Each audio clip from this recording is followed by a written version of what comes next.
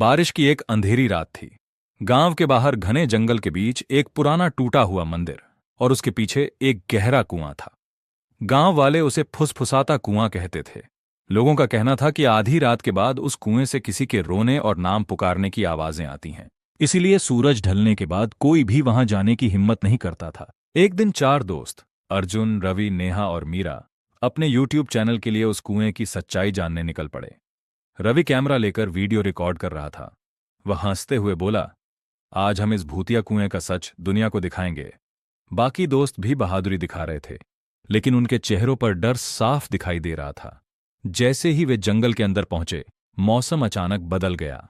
तेज हवा चलने लगी और उनकी टॉर्च बार बार झिलमिलाने लगी। चारों तरफ इतना सन्नाटा था कि सिर्फ उनके कदमों और बारिश की आवाज सुनाई दे रही थी। नेहा धीरे से बोली, मुझे यहां कुछ अजीब लग रहा है। लेकिन अर्जुन ने उसकी बात मजाक में उड़ा दी। कुछ देर बाद वे उस पुराने कुएं के पास पहुंच गए। कुएं के चारों तरफ काई जमी हुई थी और अंदर सिर्फ गहरा अंधेरा दिखाई दे रहा था। तभी अचानक कुएं के अंदर से धीमी आवाज आई, रवि। ये सुनते ही चारों के चेहरे का रंग उड़ गया। रवि घबराकर बोला, किसने मेरा नाम लिया? लेकिन वहां कोई नहीं था। रवि डर के बावजूद कैमरा लेकर कुएं के और करीब चला गया।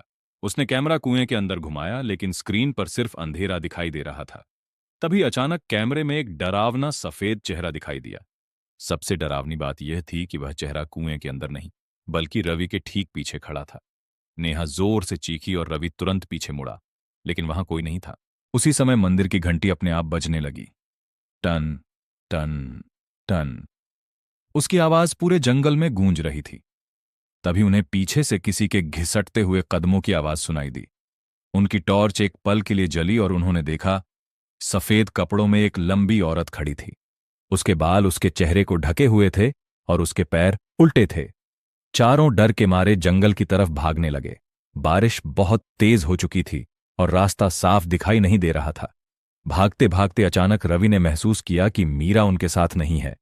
वे लोग बार बार उसका नाम पुकारते रहे, लेकिन जवाब में सिर्फ कुएं से आती फुसफुसाहट सुनाई देती रही। अगली सुबह गांव वालों ने उनकी कहानी सुनी।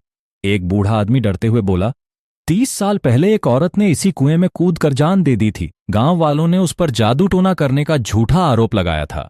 मरने से पहले उसने श्राप दिया था कि वह हर कुछ साल में किसी एक इंसान को अपने साथ ले जाएगी। गांव वाले मीरा को ढूंढने जंगल गए, लेकिन वहां सिर्फ उसका कैमरा मिला। कैमरे की रिकॉर्डिंग खराब हो चुकी थी। आखिरी कुछ सेकंड में मीरा कुएं के पास रोती हुई दिखाई दे रही थी। फिर धीरे धीरे अंधेरे से वही सफेद औरत उसके पीछे आकर खड़ी हो गई। वीडियो बंद होने से पहले सिर्फ एक डरावनी फुसफुसाहट सुनाई दी, अब ये मेरी है।